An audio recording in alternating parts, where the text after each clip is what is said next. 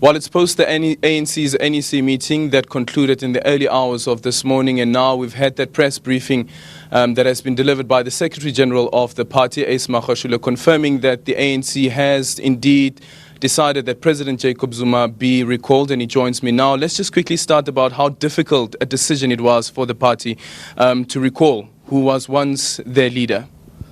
Well, it's a difficult, it was indeed a difficult decision, like it was even during the presidency of Comrade Thabo Mbeki.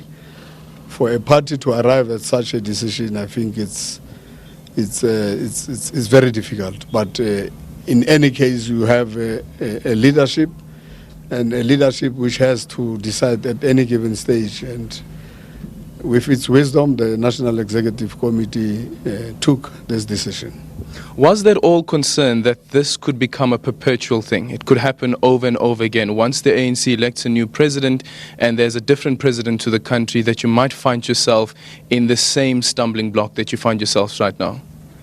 Well, we have said there is this alignment, the term of government and the term of the ANC. There is that 18 months space.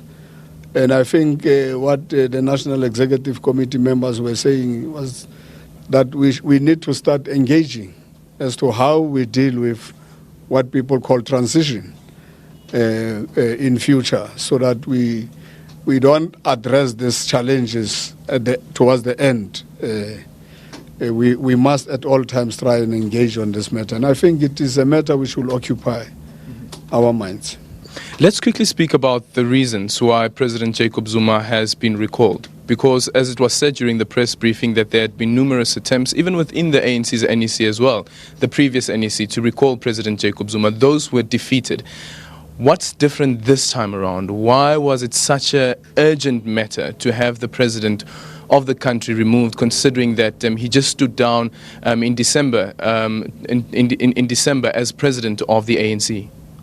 Well, as we have said, in terms of our constitution, the National Executive Committee is empowered in between National Conference to take whatever decision they may want to take, and this is what actually happened. The National Executive Committee felt that Comrade Cyril Ramaphosa must occupy the position of president now, not any other, not later.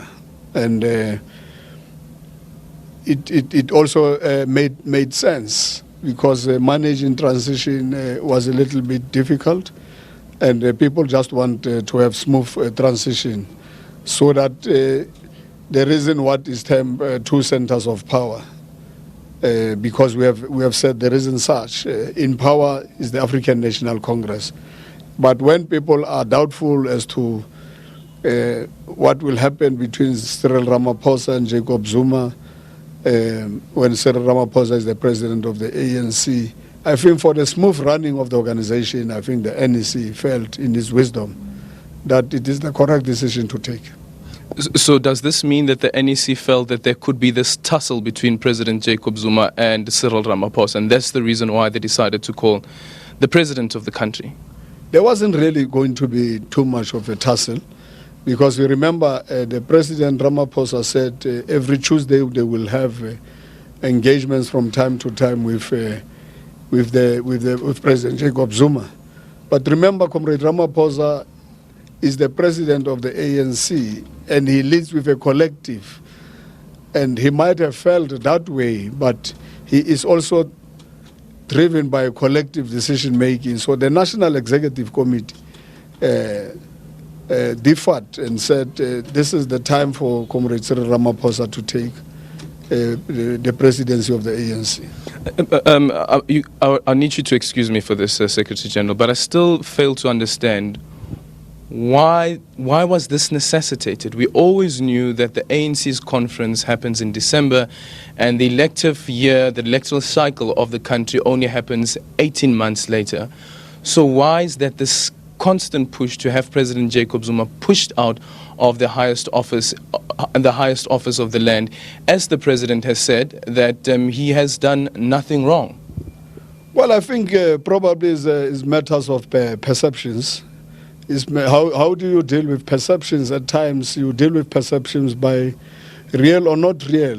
You deal with perceptions, and I think this is where members were actually then saying perceptions, whether they are real or not real, but let's take this decision. Okay, let's speak about those perceptions. What are some of those perceptions? What are some of those perceptions that were given, some of the concerns that were given to the NEC? Well, the perception was that probably our support has dwindled because of the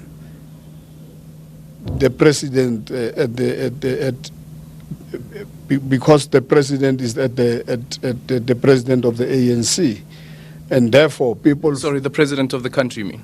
The president of the country, who's Jacob Zuma, is there, and because of the perceptions out there, people felt that our voters have our base has been narrowed, and they wanted to say probably it's Jacob Zuma, but we have agreed that is not the case, and that's why we in the country we did actually perform well.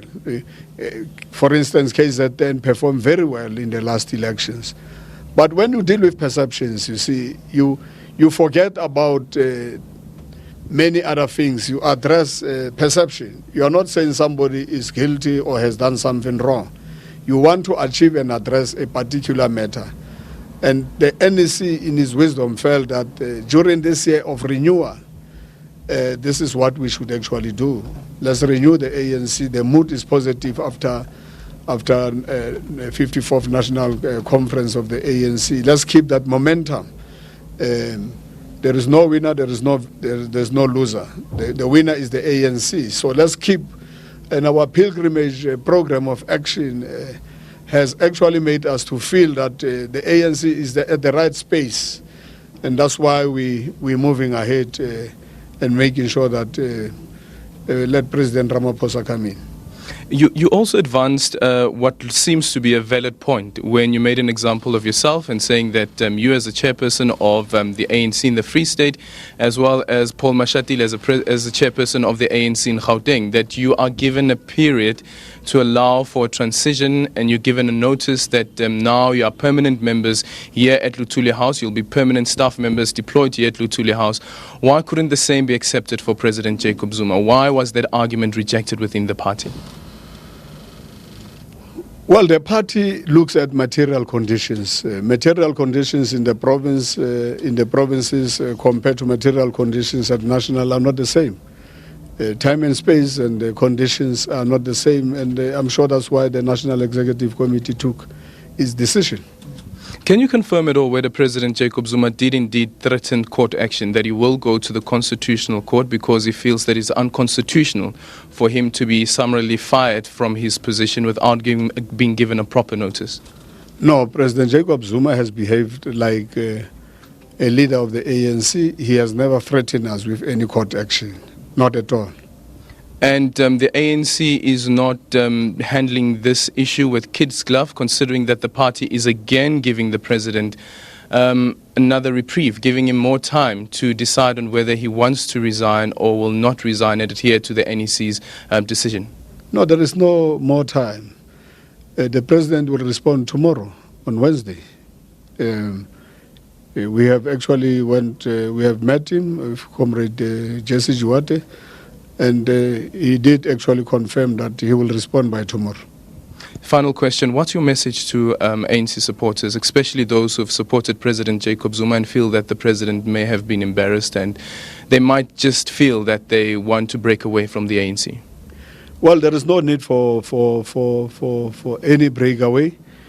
People know that I'm one of those leaders who fully support and who fully supported President Jacob Zuma. Like all other members, once the ANC has a president, whether it was Comrade Nelson Mandela, it was Comrade Thabo Mbeki, we're rallying behind our president. And the same with Jacob Zuma. You can't accuse me and say, I love Zuma more than any other person. Today, our president is Cyril Ramaphosa.